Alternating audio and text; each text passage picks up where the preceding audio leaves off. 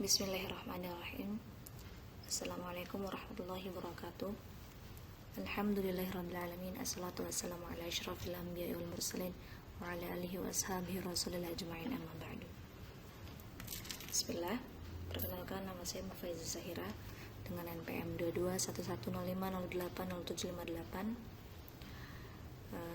Akan menyampaikan materi mengenai ilmu Rasul Utsmani untuk memenuhi tugas ujian akhir semester dengan dosen pengampu Asosiat Profesor Dr. Kiai Haji Ahmad Alim LCMA. Baik, di sini saya akan menyampaikan 5 materi. Yang pertama, pengantar ilmu Rasul Utsmani. Lalu yang kedua ada kaidah Rasul Utsmani. Yang ketiga maqtu' dan mausul.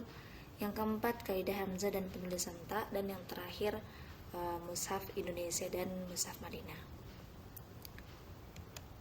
Kita masuk ke pembahasan yang pertama, pengantar ilmu Rasul Utsmani. Apa itu Rasul Utsmani?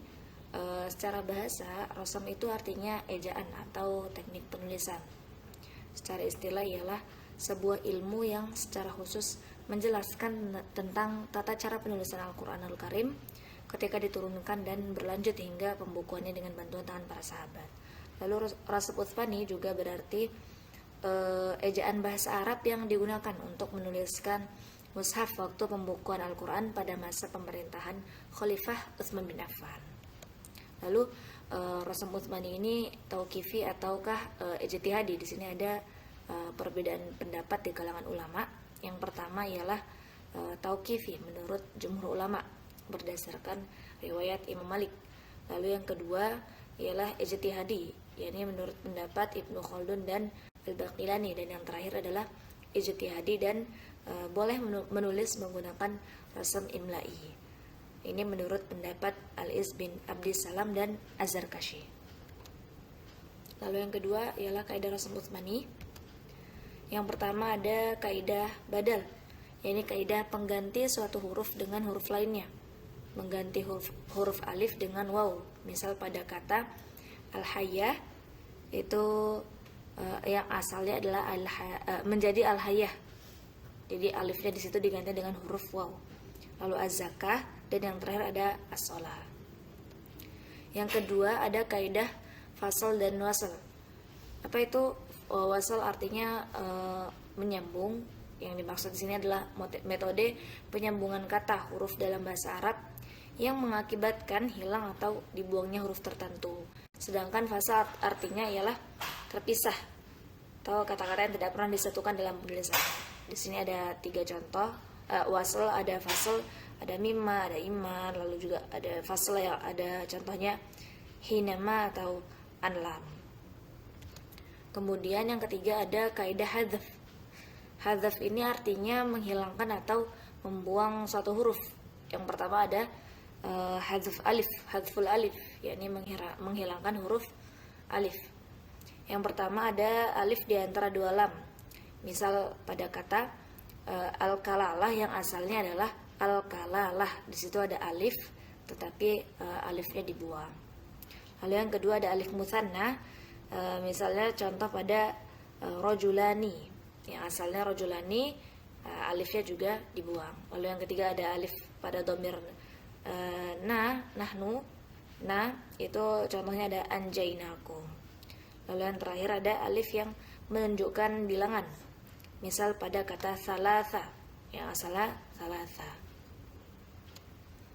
Lalu hadzful alif ini juga berlaku ketika nama-nama non Arab.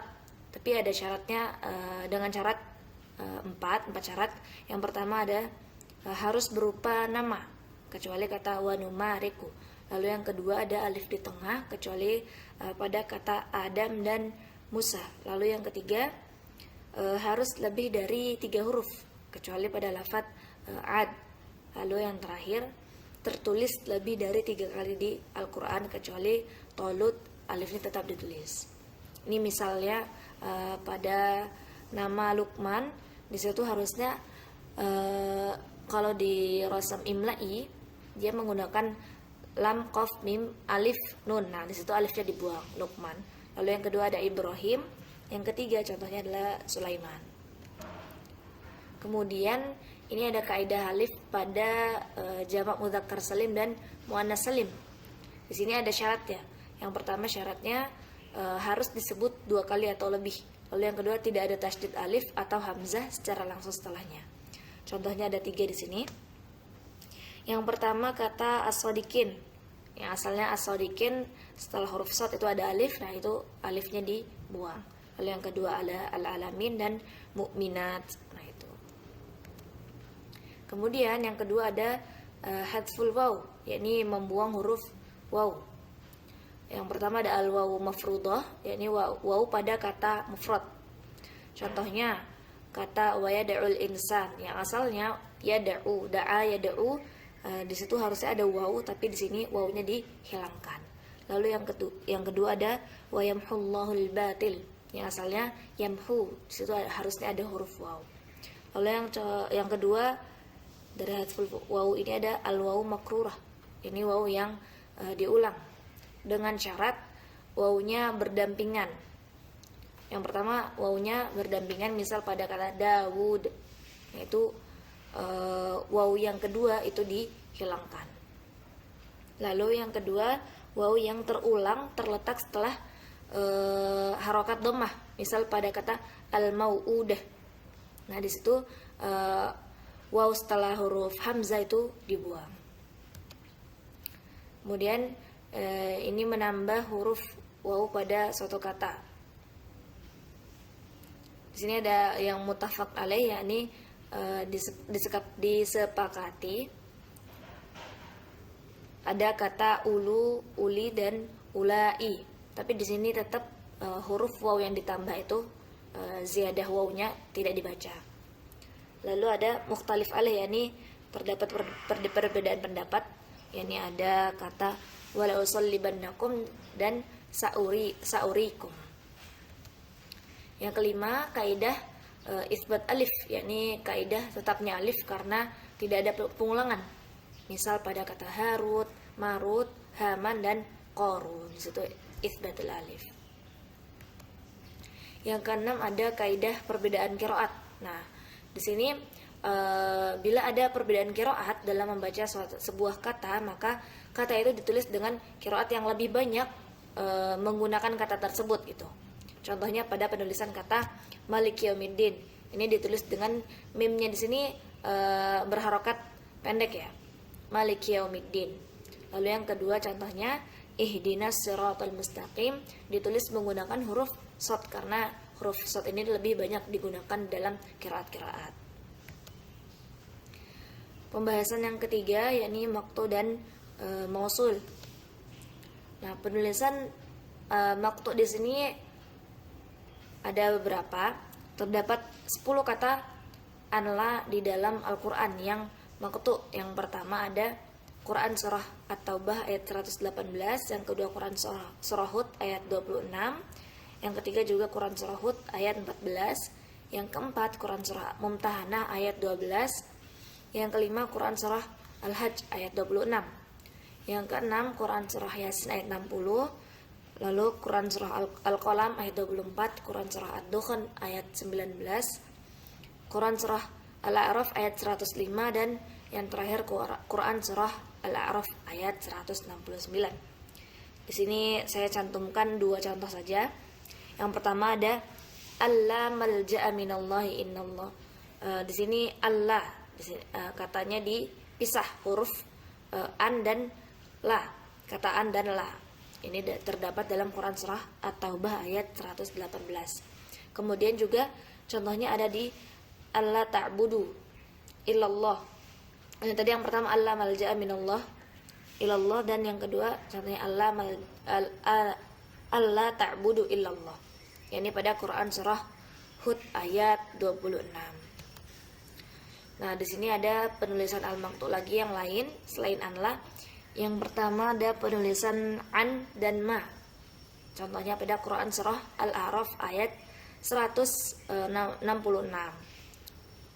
Contohnya falamma atau amma nuhu anhu. Nah, itu kata an dan ma itu dipisahkan. Lalu yang kedua ada penulisan min ma. Di sini dalam Quran surah Ar-Rum ayat 28 katanya hal lakum mimma malakat aimanukum. Itu min dan ma-nya dipisahkan. Kemudian Quran surah An-Nisa ayat 25 famimma malakat aimanukum. Nah, ya, kemudian yang ketiga penulisan am dan man, amman. Di dalam Quran surah At-Taubah ayat 109. Di sini ada 4 penulisan aman yang ditulis dengan maqtu'. Amman assasa bunyanahu di dalam Quran surah At-Taubah ayat 109. Kemudian Quran surah Fussilat ayat 40, Quran surah An-Nisa ayat 109 dan Quran surah As-Saffat ayat 11. Selain itu, semua katanya harus dimausulkan atau disambung. Kemudian di sini ada penulisan al-mausul, yakni penulisan bi sama di dalam Quran surah Al-A'raf ayat 150 dan Quran surah Al-Baqarah ayat 90. Di Al-A'raf ayat 150 itu berbunyi qala bi sama khalaftumuni min ba'di. Lalu di Quran surah Al-Baqarah ayat 90 bi sama ishtaraw bihi anfusahum ayyakfuru. Lalu ada perbedaan, ada khilaf di dalam Quran surah Al-Baqarah ayat 93. Qul bi sama ya'murukum bihi imanukum. Lanjut ke pembahasan yang keempat, yakni kaidah hamzah dan penulisan ta. Nah, kaidah hamzah di sini hamzah qata', yakni hamzah yang pertama ada hamzah qata', yakni hamzah yang selalu terbaca walaupun didahului oleh huruf yang berharokat. Nah, semua hamzah yang berada di awal kata bahasa Arab adalah hamzah qata' kecuali asma' asyrah. Misalnya ada 10 kata, ada ithnan, ithnatan, imun, istun, imanun, ismun, ibnun, ibnatun, imra'un dan imra'atun. Kemudian hamzah wasal, yakni hamzah yang terbaca di awal kalimat dan tidak terbaca saat didahului huruf yang berharokat. Hamzah wasal terdapat pada kalimah fi'il, kalimah isim maupun kalimah huruf. Kemudian hamzah wasal ini terdapat pada kalimah yang menunjukkan yang pertama ada isim ma'rifah, isim mausul, fi'il amr dan fi'il atau masdar. Contohnya pada Quran surah Al-Baqarah ayat 180.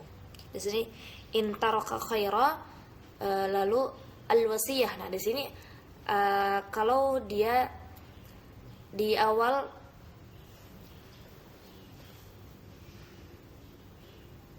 al-wasiyah itu dibaca, tetapi ketika didahului huruf yang berharokat dia tidak terbaca. Jadi intaraka khairanil wasiyah. Jadi di situ alifnya tidak, hamzahnya tidak terbaca ya. Kemudian untuk penulisan ta, ini contohnya terdapat pada kata imro'ah. Jadi kalau imro'ah ini bentuknya tunggal, maka menggunakan huruf ta marbutoh. Jadi tidak ada sandingannya. Misal pada Quran surah An-Nisa ayat 128. Wa ini imro'atun khafat, dia menggunakan ta marbutoh. Kemudian bila kata imro'ah ini digunakan bersamaan atau disandingkan dengan kata suami atau keluarga misalnya, maka menggunakan ta mabsutoh. Misal pada Quran surah Ali Imran ayat 35. Idh qalat imra'atu Imran. Jadi istrinya Imran gitu. Harus menggunakan ta mabsutoh. Kemudian yang terakhir ada mushaf Indonesia dan Madinah. Mushaf cetakan Mesir dan Madinah ini pasti selalu ditulis qiraat dan riwayatnya di catatan belakang karena hal ini karena terdapat perbedaan qiraat. Kalau semisal memiliki mushaf Madinah, itu bisa dilihat di belakang, itu pasti ada catatan qiraat dan riwayatnya.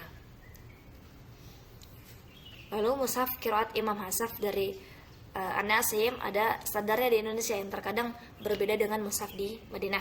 Karena Indonesia ini punya ijtihad dan dasarnya sendiri, tidak asal-asalan.